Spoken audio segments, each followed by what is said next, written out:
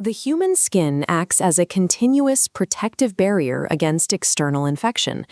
Acupuncture works by deliberately passing through that barrier.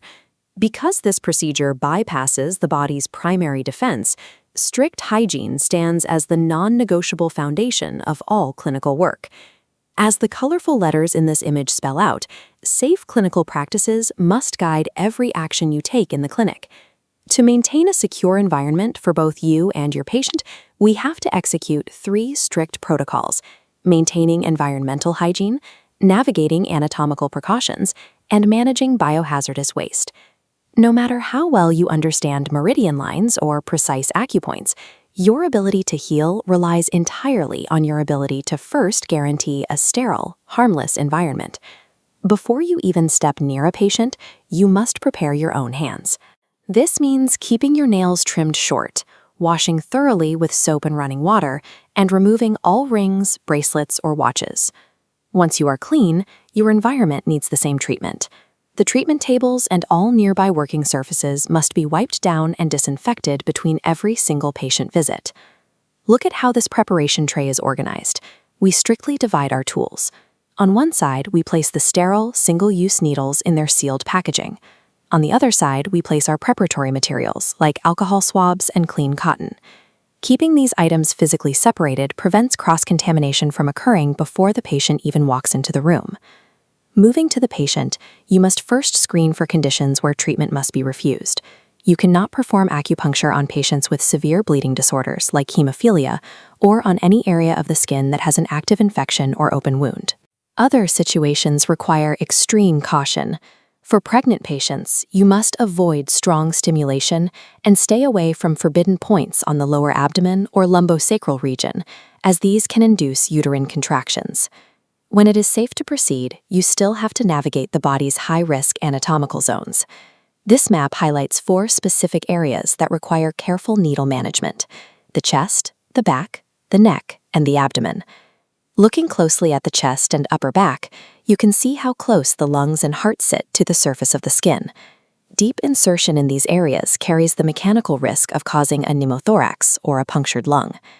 Now shifting up to the neck and throat, we find dense clusters of nerves and major blood vessels. Needling here must always be kept shallow to prevent accidental structural damage. Selecting the correct acupoint is only half the equation. Knowing exactly where you cannot treat, or where you must limit your depth, completes the picture. With the site selected, the skin must be prepped. Watch this specific wiping motion.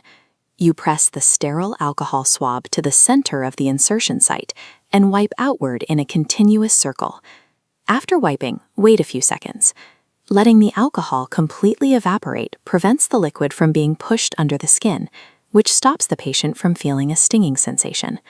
You only open the sterile needle package in the exact moment before you plan to use it.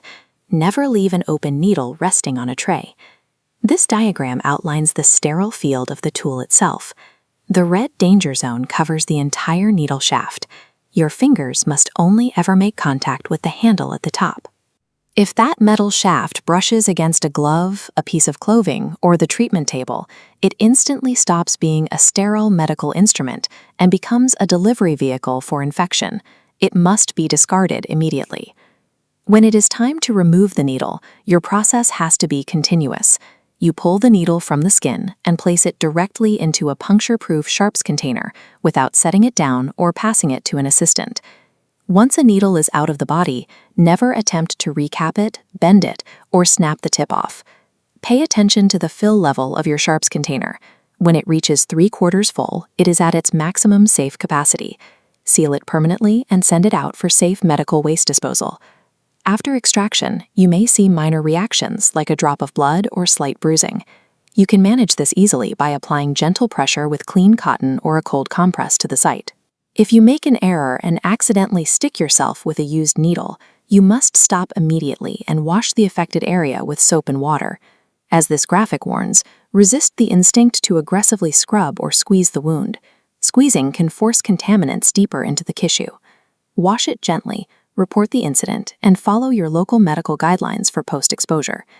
Every used needle is a potential vector for illnesses like hepatitis or HIV. By treating them strictly as biohazardous waste, you close the loop, protecting yourself, the patient, and your community. Your session ends by properly discarding the last needle, removing any protective gear, and washing your hands thoroughly one final time. These rigorous safety measures transform administrative protocols into a tangible demonstration of professional integrity. Every sanitized surface and sterile needle serves to build and maintain the patient's trust. Before you clean and reset the room for the next appointment, take the time to accurately update the patient's treatment records with your observations. A skilled practitioner knows the meridians, but a reliable professional builds their practice on a rigid foundation of cleanliness and care. By executing these safety protocols consistently, you ensure that your clinical practice remains both effective and entirely safe.